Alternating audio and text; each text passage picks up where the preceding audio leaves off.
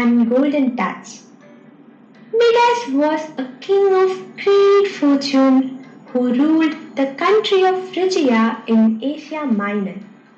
He had everything a king could wish for. He lived in luxury in a great castle. He shared his life of abundance with his beautiful daughter.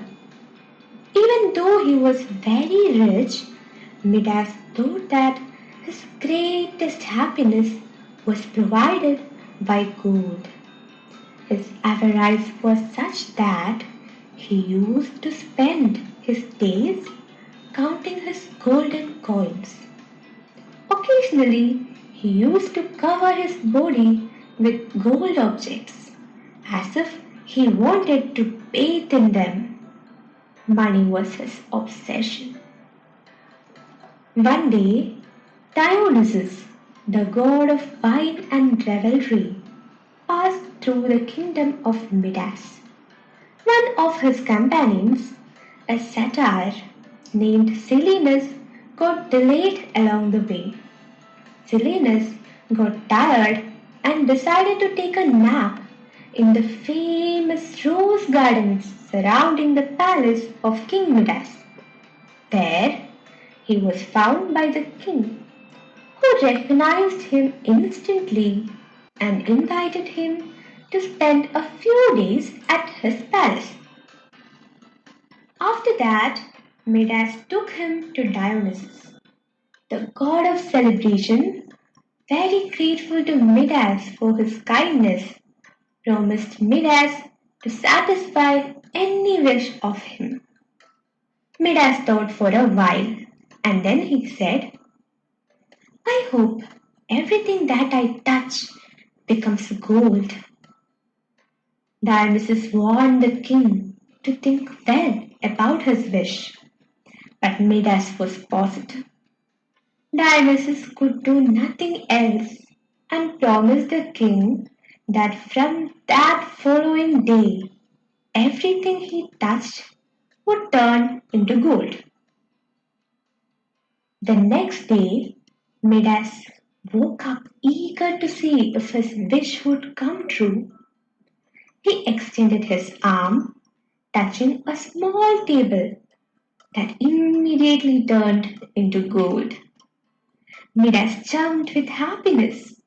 Then he touched a chair, the carpet, the door, his bathtub, a table, and so he kept on running in his madness all over his palace until he got exhausted and happy at the same time. He sat at the table to have breakfast and took a rose between his hands to smell its fragrance. When he touched it, the rose became gold. I will have to absorb the fragrance without touching the roses, I suppose, he thought in disappointment. Without even thinking, he ate a grape, but it also turned into gold. The same happened with a slice of bread and a glass of water. Suddenly, he started to sense fear. Tears filled in his eyes, and that moment his beloved daughter entered the room.